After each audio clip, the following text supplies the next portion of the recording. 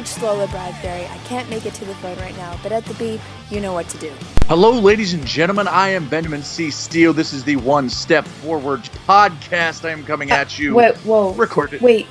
No, this isn't the First Step Forward podcast. This is the Ryse Strong podcast, the one that I had invited you on, not the other way around. Oh, that's totally my bad. That's just when I get in this podcast mode, I gotta, take credit for everything. But anyways, as always, I, Lola Bradbury, am your host for the hashtag Ryse Strong podcast. You can find Ryse Wrestling on all formats of social media, on Facebook at Ryse Wrestling with a Y, and Twitter and Instagram at Ryse with a Y _wrestling. Thank you to Sorgatron Media and IndyWrestling.us for hosting this confusing, awesome, great wrestling podcast. But as you heard previously, my guest is the one and only Regina George of Ryse, an okay manager, I guess. Sometimes he's a pain in my side. Benjamin C. Steele. I am the greatest manager the area has ever seen. I am the most tremendous co-host of all time. I am on the Twitter at 1SF Podcast. I am on Instagram BC_Steele. And I am not wearing pants right now. Oh, anyways, I was going to ask you to plug your stuff later, but since we've gotten that out of the way, we have a lot of stuff to talk about to kind of recap what's been going on in Ryse so far here in 2019. Absolutely. I mean, just the title picture alone has got a lot of people talking, got a lot of people with their sights set on different things, and it starts at the top with the Ryse Grand Championship. Yeah, exactly, and Ryse is technically, as of 2019 in January, well, technically December, January, has been flipped on its head a little bit. Like you said, the Grand Championship picture has completely changed, and so is the landscape of Ryse Wrestling with the interference of Grindhouse, which we'll get into later. But as of February this year, Derek Direction is our new grand champion. Which, much to the chagrin of one Marcus Mann, which I can tell you, the look on his nerdy little face when he's unhappy, just makes me, it just brings, goodness and warmth to my soul. Something that doesn't bring warmth and goodness to many people is Shirley Doe, obviously aligning himself with Derek Direction. And Shirley Doe is the man responsible for Derek Direction being the grand champion. Hiding under the ring, under the apron, prevented Reaper from getting back into the ring, and Derek Direction and Shirley Doe, the Grindhouse, makes for some interesting, strange bedfellows, but it does have Derek Direction as the grand champion. One thing, I don't understand, what does everyone have against Marcus Mann? He's a cool dude. Anyway, I'm not going to let you get to that, because I know you go on forever. And, it's so complicated, because obviously we know what Grindhouse and Shirley Doe are capable of. I've experienced that way too much firsthand what Shirley Doe and Grindhouse, especially Christian Noir, is capable of. And Derek Direction aligning himself with the toxic, scary Shirley Doe makes Derek Direction's personality and just ego that much more horrific and infinitely bad all around. Well, it's definitely bad for anybody that gets in their way. In this case, we've seen Matt Connard in the way. We've seen Lee Moriarty get in the way. Derek Direction pinned Lee Moriarty, and they have a history. Derek Direction, I guess you would say this, Marcus would say this, other people might say that Derek had originally stolen the title, as I understand it, with great legal minds like David Lawless, he has told me that possession is 9/10 of the law. So Derek Direction, certainly the deserving grand champion, and now officially the grand champion. Isn't it just great how things work out like that? I mean, circumstances given, and like you said, Derek Direction has a lot of history with a lot of people within Ryse Wrestling, especially Lee Moriarty. During Lee's first grand championship reign, he had stolen and attacked Lee to get the belt he felt like he deserved, and at the time, and I still kind of stand by this, he hasn't necessarily deserved it because he hasn't proven himself as that locker room leader. However, he has proven that he does know how to pick teams. Hasn't proven himself? What's got a bug in your bonnet? What did Derek Direction ever do to anybody? He constantly proves himself as a locker room leader, as a man that you can follow, and as a man that, quite frankly, in the world of professional wrestling, as dark and desolate as it can be, Derek Direction is a shining light of hope and of goodness. You really need to listen to me a lot more. That's debatable. Anyways, as far as the Grand Championship goes, we have a huge event coming up, the Ryse Challenge of a Champion Championship match. So the Grand Champion himself, Derek Direction, Lee Moriarty, London Ali, Pretty Boy Smooth, and a wildcard spot that's yet to be determined. And I will say that, with the rules of this match, Derek's a little bit in trouble. Do you want to explain to the people what the rules are? There we go. Well, the rules are going to be very simple. There are 2 competitors in the ring. The remaining 4 must remain on the apron. Competitors must be tagged in to be legal. There is no disqualification, no countout, and elimination is only by pinfall or submission. And there is a wild card, as you had mentioned, and it's either going to be Jinx, who should not be allowed around sharp objects or things that can be lit on fire, and Mambo Italiano, the man that puts the international in Golden Chic International. If the people had seen this, I just want to point this out. Jinx and I had agreed on something. Marcus accused me of chicanery and shenanigans and hogwash. When aren't you committing any of those things? Well, that's neither here nor there. That court case was thrown out. Thank you very much. Again, assist to the gavel lawless. So appreciate that there. But this is going to be interesting because we know who my money's on, and we know who's gonna be that man in that challenge of a champion scramble match. And could you imagine, not taking anything away from Jinx, because 1, she is a hell of a competitor, 2, she terrifies me, and 3, she once threatened to light me on fire. But all that aside, how great is it going to be that we can say Mambo Italiano could be, and for my money will be, the Ryse Grand Champion, and it'll be the Ryse International Grand Champion because, as you know this, and hopefully the people do too, Mambo Italiano is the pride of Italy. And obviously you're going to pick Team Golden Chic International all the way, which is all well and good, but we can't count out the other competitors, especially the technically newcomer to Ryse Wrestling, Pretty Boy Smooth. He made his debut during the Ryse 2-year anniversary show, and he has made a huge impression, and a tall impression. I would know that because I constantly have to stand on a chair while speaking to him and interviewing him. He's undefeated here in Ryse. He's been undefeated here for 3 months since the anniversary show. He has previously defeated Derek Direction before his Grand Championship reign. Not to mention, Jinx has also defeated Derek Direction before the championship as well. Well, you've got an interesting mix and match in this. Derek Direction, quite frankly, is a little bit behind the 8 ball. He's going to be taking on, we mentioned Lee Moriarty. We know he's going to be taking on London Ali. We know he's going to be taking on, we've got Matt Connor, we've got Pretty Boy Smooth, we've got Jinx or Mambo. And by the way, you can see these graphics at Ryse_wrestling. Boom! Another plug. But anyway, he's got a bunch of different styles. Derek Direction is his own man. He knows who he's going up against, but you can't prepare for a guy like Lee and a guy like Connor and a woman like London and PB Smooth, and you also have to contend with either Jinx or Mambo Italiano, and let's just say that I will be there to certainly check things out as well. So he's got a lot to worry about. I think if I were advising the man going into this matchup, he's really got to take it one competitor at a time. He's got to kind of play the board, if you will, to use a drafting terminology, as it comes to you. You can't get in there and try and be 5, 6, 7, 8 moves ahead of your opponents, or else he's going to get eliminated quickly, and that doesn't serve well for him. It doesn't serve well for Grindhouse. It doesn't serve well for all of Ryse, because if they don't have the championship, quite frankly, I fear for all of our safety. Technically, the Grand Championship is not safe in the hands of Derek Direction for many reasons. However, I spoke with her after she defeated Lee Moriarty to qualify in the Grand Challenge of a Championship match, London Ali. And I spoke to her, and she said, she wants to make the Ryse Grand Championship relevant again. And alongside, women like Honey Badger and Jinx, they have, proven themselves as just equal players as far as climbing the ladder to reach the Grand Championship. And I will say, speaking of Grindhouse, Lee Moriarty got misted in the face. So technically, she didn't cheat. I will stand up for her on that side. And we have such a fantastic mix of personalities and styles in this matchup. And I'm just curious to see how it's going to play out. Well, if there's somebody who might have that Grand Championship on their mantle with more pride than anybody else, it might be London Ali. She wants to prove something, not only to those on Ryse, but to the wrestling world as a whole, not just in the Pittsburgh area. So it's certainly going to be an interesting mixed match of styles, as I said. But I think you're going to see a few things out here. A match like this is where somebody can step up and say, hey, if you didn't have your eyes on me before, you definitely have to now. And we can talk about equality. We can talk about everything. London Ali and Jinx and Mambo, everybody in this match is deserving, or potentially in this match, I should say, with Jinx and Mambo, certainly deserving. This is actually Mambo. We have a late breaking news story. Hold on 1 second. Let me just answer this bad boy. And yes. Hello, Mambo? Yes.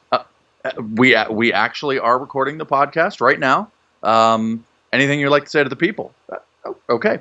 Mambo has stated that he will be in the Grand Championship match. He is going to defeat Jinx, and he also said that Lola Bradbury should listen to everything that I say. There you go. How about that? I question that, but I mean, Mambo can't count Jinx out, and I think he has to realize that this is a huge opportunity that shouldn't be squandered or bragged about quite yet before you even win the match. Well, I mean, what some people may call braggadociousness and bravado, it's confidence. That's the key to life, confidence. I mean, he is Italian, so the accent, maybe he can get away with anything. That's debatable. Well, he's a pretty man. Anyways, I will bring up Matt Connard had faced Brandon Kay, and he was very, very upset. After he lost the Grand Championship, he wanted to be on a warpath, but Brandon Kay was in his way, and he got angry and frustrated, and I don't blame him. However, going into this match, the Reaper Matt Connard is very, very dangerous. Well, certainly, I'm a man that managed Matt Connard early on in his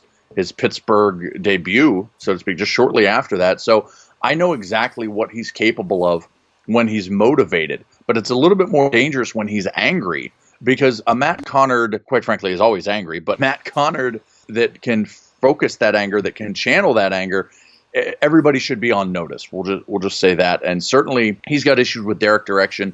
Wasn't taking too kindly to Lee. When the Grand Championship is what he's focused on, PB Smooth and whoever, London, Jinx, Mambo, you, me, anybody that gets in Matt Connard's way is certainly in for a rude awakening, because he does not stop. I don't even know if the man sleeps. He's always about competition and focusing on his goal. The Grand Championship is going to either stay in the hands of Derek Direction, or we can see the landscape change again by a miracle of God. Oh, well, you don't have to call me God. You can just call me BC Steele. You know what? You can call me sir. Anyways, this is the PG podcast. What's going on with the tag team division? System Elite kind of just surprising all of us. Well, it hurts me to say this, because through unfavorable means and a referee out of position and me being accosted when I did nothing wrong, System Elite did defeat, it says in the records books, they defeated Golden Sheik. They defeated Robert Parker Williams and Calvin Couture, obviously managed by myself. But here's the thing that I'm actually impressed with System Elite. I said this, you were there when you interrupted myself and Calvin and RP-Dub. You interrupted us, and I told you exactly how it was. And it's that I saw System Elite step up. A lot of times I felt when adversity came their way, they stepped off, they made an excuse, they complained about it, or maybe they made some kind of joke like, bro, it's so sick. But they actually stepped up. They did what they had to do. They used that chair to take out Duke. They used that chair to, quite frankly, chop down the big man. They injured his leg. And before Marcus could even restart the match and throw around his power, System Elite ran off. So not only did they step up, but they had a plan. They were smart. I may not like it. Obviously, everybody knows I wanted Golden Sheik to walk out with the tag team championships. But I have to give credit where it's due. System Elite did the smart thing, did the aggressive thing. And in my opinion, that was a long time coming for those two individuals. And, I got you flustered again, don't I there, sweetie pumpkin? Wow. As much as I hate to agree with you, has been a long time coming. The main event have cost them so many injuries, cost them so much time out. And I will say, when the main event were off making towns and gaining titles in other companies, System Elite had remained prevalent in Ryse Wrestling and established themselves. I was kind of shocked, but at the same time, it's pent-up frustration, it's pent-up anger, and everyone thought that, the finals of the tag team tournament were going to come down to System Elite and the main event. And personally, I thought it was going to be the main event, solely based on the fact that of those mind games and being one step ahead. But in this case, System Elite was one step ahead, and before they could even restart the match, they ran off into a getaway car. However, I'm just so... I feel for Marcus Mann a little bit, because System Elite were his friends, and I will say, also on the opposite side, looking at it from System Elite's point of view, every time that the main event had used underhanded tactics, no one ever restarted the match. So to step in and do something now seems a little bit unfair. And I do have to agree on that front. Well, it's nice to hear you agree with me on the Marcus Mann power and the Marcus Mann role and the Marcus Mann existence. I'm not completely agreeing. I'm just saying that... Well, you're kind of completely agreeing. I can see you look up to me. I'm your mentor. I hopefully you just call me Sweetie Pumpkin, so that's debatable, but continue. Well, yeah, that's slang. Women love that. But one thing I'm interested to see on this, in this entire tag team title picture, more specifically with the main event and with System Elite, is the main event is not adept to losing matches. They are two individuals that if you are drafting a wrestling company, Duke Davis and Gannon Jones Jr. are going to be first-round picks. There's no doubt about that. And because of that, they dominate everybody they go against. It's hard to figure out a strategy against them because they're big, they have power, they're agile, they can change direction, they have speed. Really, any tool that you want to put in a quality professional wrestler, a main eventer, that's what you get. The main event is not only a play on words, but it's what they are. So with them having a loss, it's going to be interesting to see if they can bounce back. We see it in sports all the time. Sometimes a team loses a big matchup and they just can't get back to the big dance. It wrecks their confidence. They don't know how to adjust. And it's going to be really, really cool to see how that works out. Can Duke and Gannon rebound, or did Edric and Ty not only put the main event out of the tag title championship picture, but maybe put them out of the contention altogether? It's going to be very, very interesting to see how that goes with going forward. And I'm sure Marcus Mann is going to whine and complain. I bet Marcus cries. I seriously bet, I would be willing to bet you money right now that on April 12th, Marcus sheds a tear. Hopefully all the people that come to the show can bring Kleenex, can bring a handkerchief, can bring a beach towel, whatever Marcus needs, because he's going to cry like a little baby. There, I said it. Wow. First of all. Secondly, witnessing the main event and what they're capable of, and this can be spoken for if any tag team in the Ryse tag team division, in or out of contention for the tag team championships, proven a lot of the time that the landscape can adapt and make changes to their game plans, and especially the main event. So I'm curious to see if, like you said, if they can bounce back or if they're just out altogether. And, oh God, as much as this hurts, as much as this pains me, it makes me want to just... I don't know. It makes me feel like I want to, cough up, a hairball or something. We'll talk about Golden Sheik International next. How about that? Oh, yes. You don't have to cough up a hairball with me, my pet. We're going to talk about Golden Sheik International. Not only are they the snazziest dressers, not only do they have the most class of anybody in Ryse, and possibly anybody in this entire area, but there's something that they bring, and I don't just say this because I manage them, or because admittedly I live vicariously through Calvin Couture, or Robert Parker Williams is my best friend, or Mambo Italiano is my favorite Italian of all time. I don't say it because of this, but Golden Sheik International in any incarnation gets better and better every single time. There's been a lot of great tag teams in the history of professional wrestling, and certainly a lot of great tag teams in the Pittsburgh area. And Golden Sheik International, when it's all said and done, you're going to have to put them on that list. Now, there's a current issue. It has been discussed. Military Intelligence, the team of Drake Braddock and Lewis the Nerd. Don't pick on Lewis. Whatever noise nerds make. I'm not a nerd, all right? I am cool. I am hip. I know all the cool stuff, like On Fleek and whatever else kids say when they listen to their stupid music with the face tattoos, whatever. But the issue right now is with Military Intelligence. That's what Golden Sheik is focused on. And it is quite frankly disrespect that Lewis has shown myself. It is disrespect that Lewis has shown Golden Sheik International. It is disrespect that Drake has shown myself in Golden Sheik International. And the only Drake I like is the one that was on Degrassi. Okay, first of all, I have respect for what Drake Braddock has done for this country. He stepped up as a man and he put his life on the line. But getting in there with Golden Sheik International, he's going to put his career on the line. So, and can I ask you, let me ask you a quick question here. For the people at home, let's review. What was the first round matchup with Golden Sheik? Who did they take on? Golden Sheik International. Come on. And they took on the team of, they took on I'll answer for you. Military Intelligence. And who won that matchup? To be fair, you are No. You are the reason that Drake got attacked with a chair in the first place because you had to meddle in his match with Zach Thomas. Secondly, you got your butt handed to you more times than I can count. And because I'm nice, I'm not going to make a list and list them off to you right now. However, Drake Braddock and Lewis are very upset with the current state of their issues with Golden Sheik International, and I will speak on their behalf and on the behalf of Franklin the Turtle. Just the fact that I will give credit where credit is due. Golden Sheik has shown this new aggressive side that I certainly would not want to mess with, and obviously Calvin doesn't like me very much, which, fine. I can sleep at night knowing that. But wait. Neither does Mambo, by the way. And Robert Parker Williams doesn't like it. I think you're great. Thank you.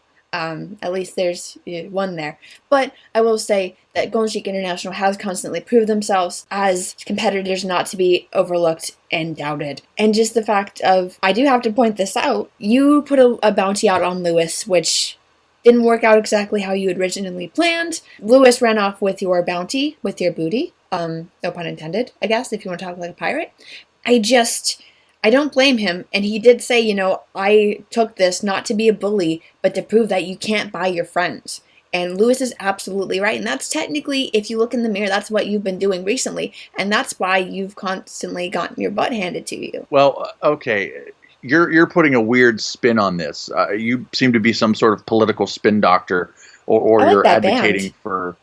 I bet you do. You don't even know who they were. In my day, they were. Let's not talk about my day. Let me get back on topic here. Lewis is a bully. First of all, Lewis is the stupidest name I've ever heard. That's one. Number two, that was my money. Well, it was partially Robert Parker Williams' money, but still, it was Golden Sheik International money. I don't know what he's going to do. He's going to buy one of those fancy calculators. Second of all, I made a mistake. I offered the bounty, and I said anybody can step up. The first guy that stepped up was a kid in his first match, and it was Tad Jarvis, Tej, as the kids say. So how did you call him?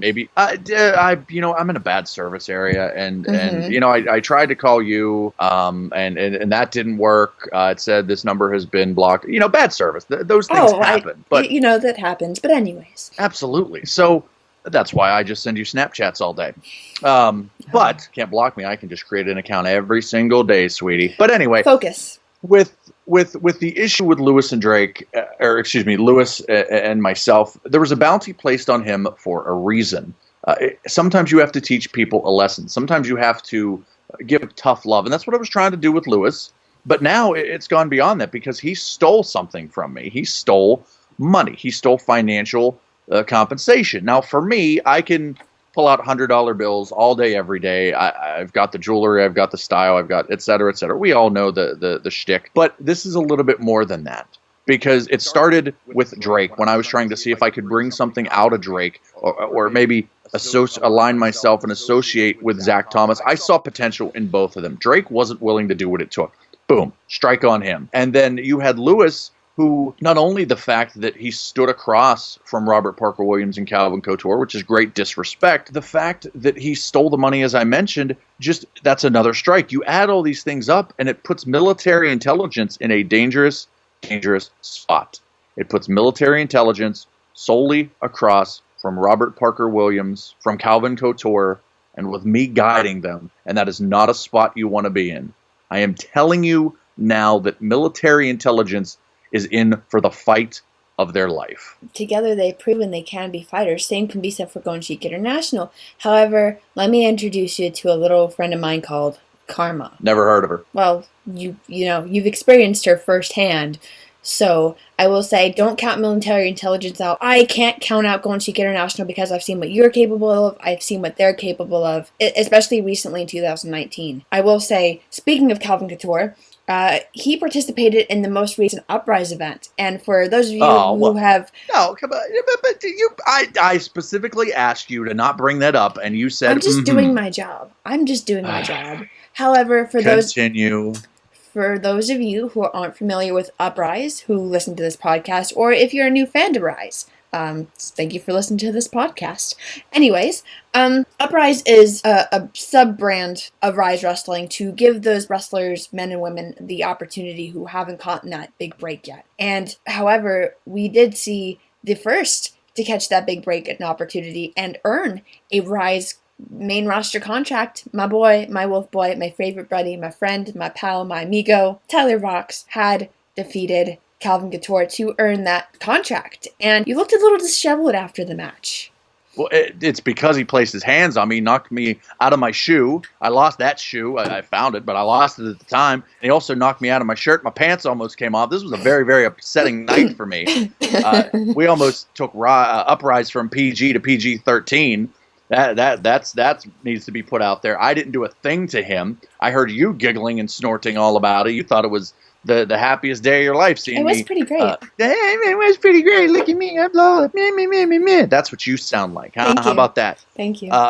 Uprise is to show the kids to teach them something, and you can see the future stars of tomorrow. Look, I like Tyler Vox. I like his ability.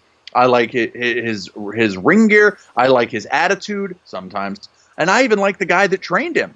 And if it were anybody else, I'd be saying how great Tyler Vox is, and I'd be speaking his praises because it's certainly deserved. But he stood across the ring from my guy, from Calvin Couture. So this is another insult to Calvin Couture, another insult to Golden Sheik and Golden Sheik International as a whole. And Calvin vowed to make Vox's life a living hell. So yes, Tyler Vox is on the Ryse roster. You know who else is on the Ryse roster? Calvin Couture. And Calvin Couture is going to make sure that Tyler Vox rules the day he ever... I think it's ruse the day, but continue.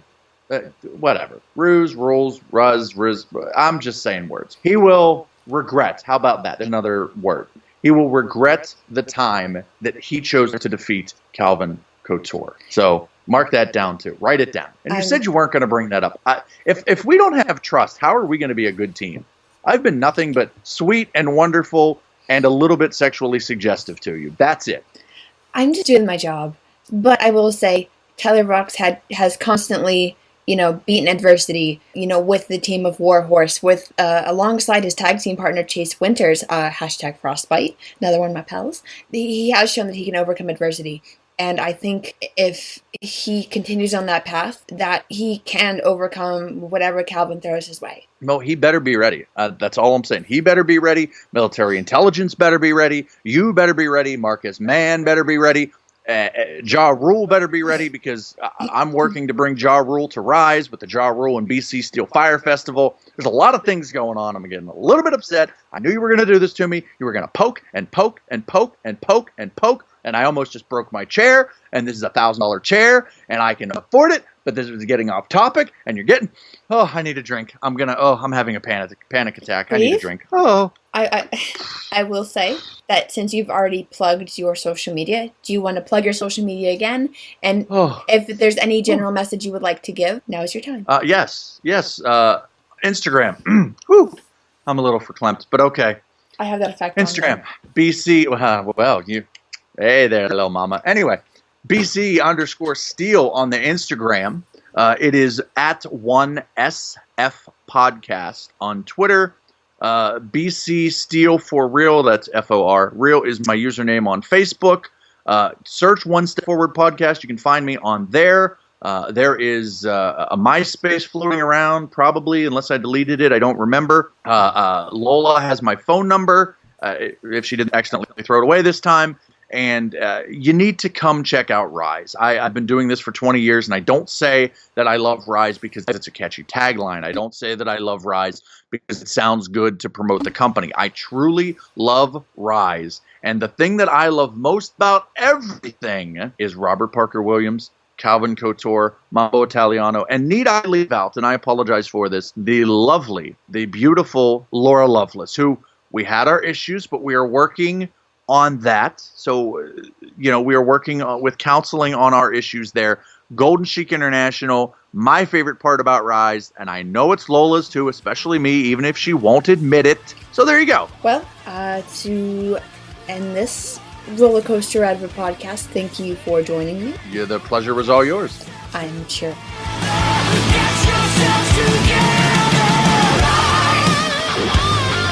This show is a member of the Sorgatron Media Podcast Network. Find out more at sorgatronmedia.com.